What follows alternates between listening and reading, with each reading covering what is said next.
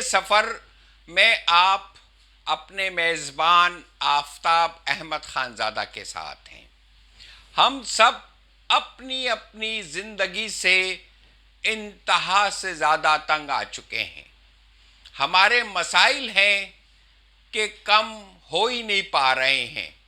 ہمیں انسان تو کیا جانور تک تسلیم کرنے کے لیے ہمارے ملک کے طاقتور با اختیار لوگ تیار نہیں ہیں۔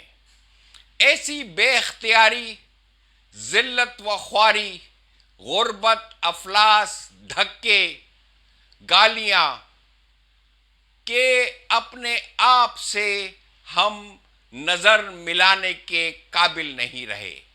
ہمیں اس طرح سے حالات کے چنگل میں پھنسا دیا گیا ہے جہاں سے باہر نکلنے کے تمام راستے بند ہیں اور کوئی بھی ایسا راستہ نظر نہیں آتا جہاں سے ہم ان مسائل سے باہر نکل سکیں۔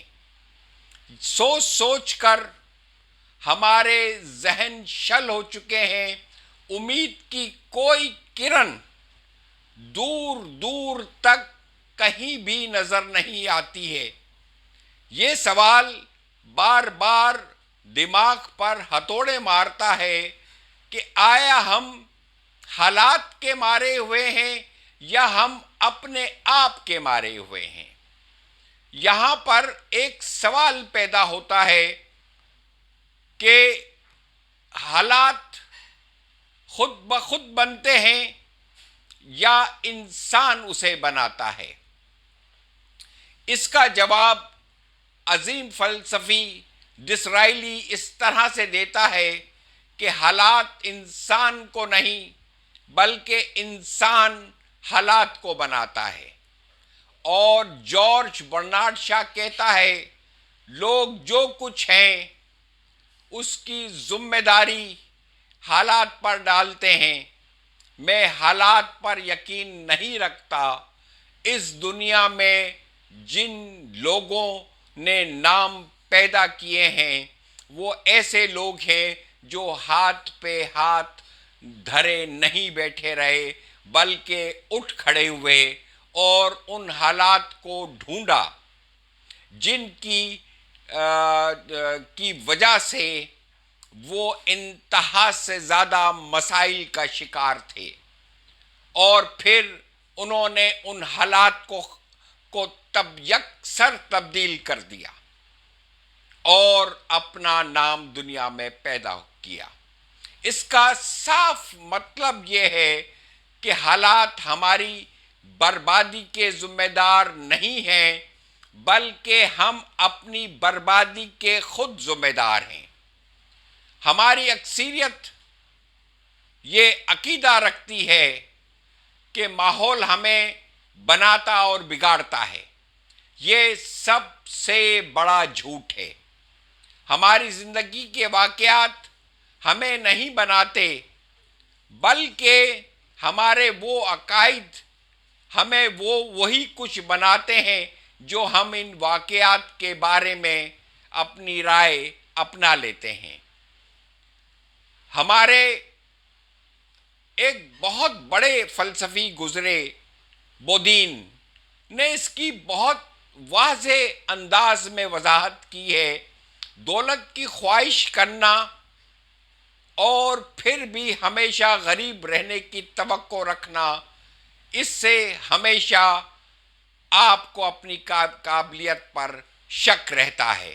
اس طریقے سے خواہش کو حاصل کرنا بالکل ایسے ہی ہے جیسے مشرق کی طرف جانے والا مغرب کی طرف سفر کرے اور یہ توقع رکھے کہ وہ مشرق پہنچ جائے گا۔ یہ ناممکن ہے۔ آپ کو اسی سمت میں جانا پڑے گا جہاں آپ نے اپنی منزل کو سوچ رکھا ہے۔ آج اتنے بدترین حالات میں بھی ہم ہاتھ پہ ہاتھ دھرے بیٹھے ہیں۔ ہم غربت، افلاس، بھوک، لوڈ شیڈنگ महंगाई, गुर्बत, बिजली के बिलों का अंबार को अपना नसीब और मुकद्दर समझ बैठे हैं। हालांकि ये मसाइल उन लोगों ने पैदा किए हैं जिन्होंने इस मुल्क की दौलत को अपनी लोंडी समझ रखा था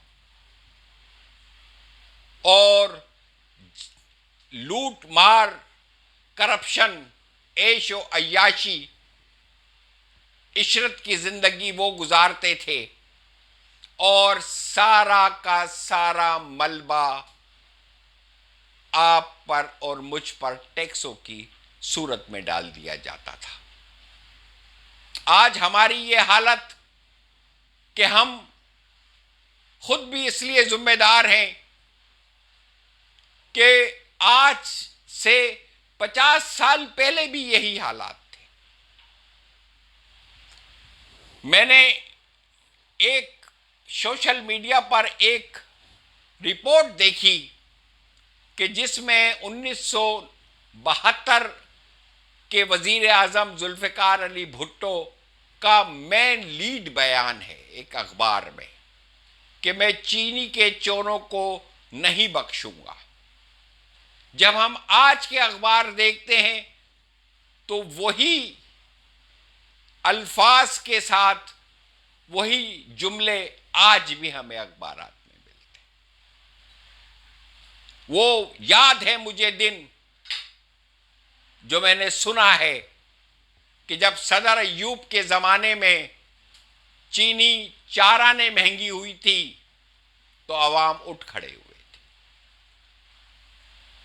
ये गुर्बत, ये बेरोजगारी, ये जिल्लत व ख्वारी, ये गालियां हमारा मुकद्दर नहीं है।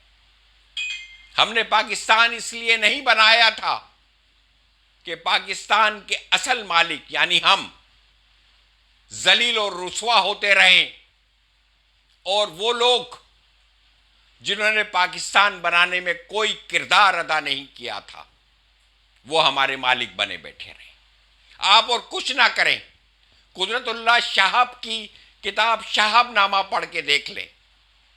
जो आज आपको वडेरे सरदार चौधरी नजर आते हैं, इन्होंने सब क्लेमों में जो घपले किए और ये क्लेमों से जिन्होंने उस जमाने में 47 से और कुछ अरसे तक अरबों रुपया कमाया।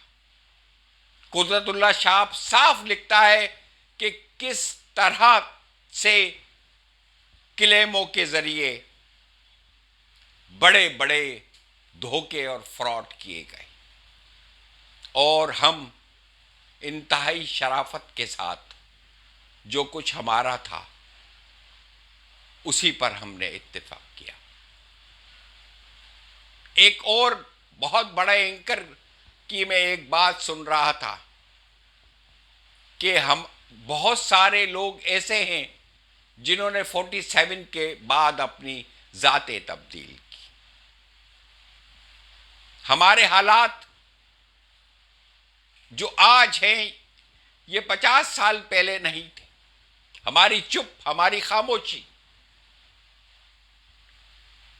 हमारी एहतजाज ना करना, सब चीजें हम आहिस्ता आहिस्ता खोते चले गए।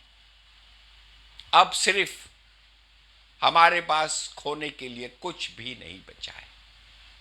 अब हम हैं और हमारा सिर्फ नाम है जो कोई लूट नहीं सकता।